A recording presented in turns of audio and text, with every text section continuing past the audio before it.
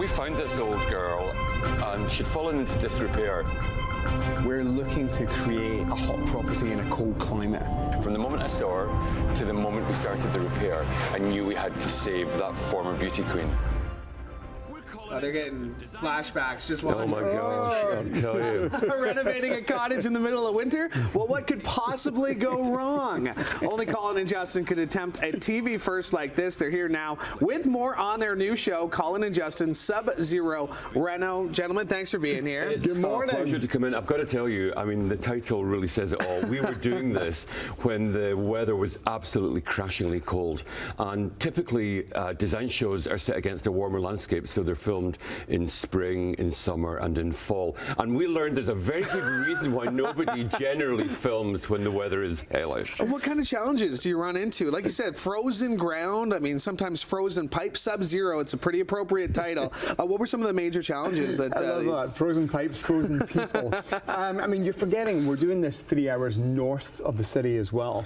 So, you know, it's a whole new ball game out there. We're in a proper remote road. It's a huge commitment to get there. Single track, dirt track road in sub-zero temperatures.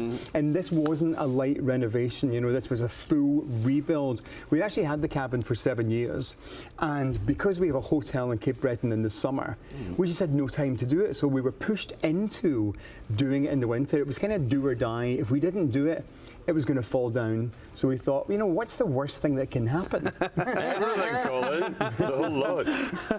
Now, what was your dream for this cottage? Like you said, you had it for 7 years, so you must have known you were going to do something with it eventually. What was your dream for it? I mean, we have flipped more times than a Russian gymnast. I mean, we've done so many moves over the years, and we figured it was time to build our forever cottage. So we had this place tucked into our kind of repertoire, and we found time to do it.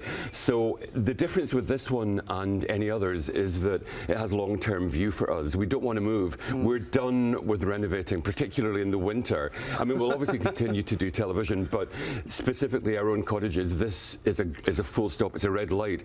And it's amazing because it's in a beautiful part of the world. It's on Drag Lake in Halliburton. It's a 3.5-hour drive, and we leave the city behind, and we've created this dream home at the waterside. And it's kind of like, it started off as a small, fairly regular cottage with a lot wrong with it, and we've turned it into our absolute dream cottage. But it came with the most tricky timetable that you could ever imagine. It was just really dreadful. How would you describe its style, and how was it influenced? Fabulous.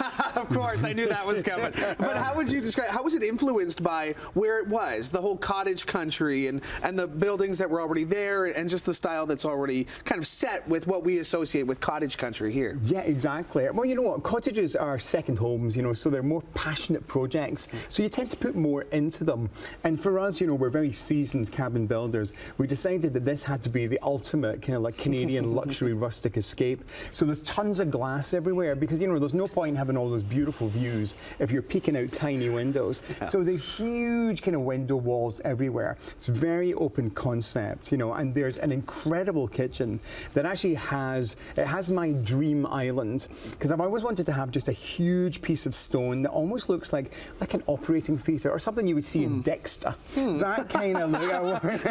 We're going to end up on the slab column covered in saran wrap. Let's just say go to there it Colin is and there. Justin. Oh my goodness. It's a killer kitchen, okay? And it's by a Canadian company called Swedes, who, you know, we had this real ambition that everything we did would be as local as possible. So wherever possible, we brought in local manufacturers, and as Colin said, I think that's your dream kitchen, isn't it? It is, absolutely. You know, but Justin said, there's a really good reason people don't do full-scale renovations in the winter in rural Canada, and it's because it's virtually impossible. Honestly, it's probably the most stressful thing we've ever done in our entire adult lives.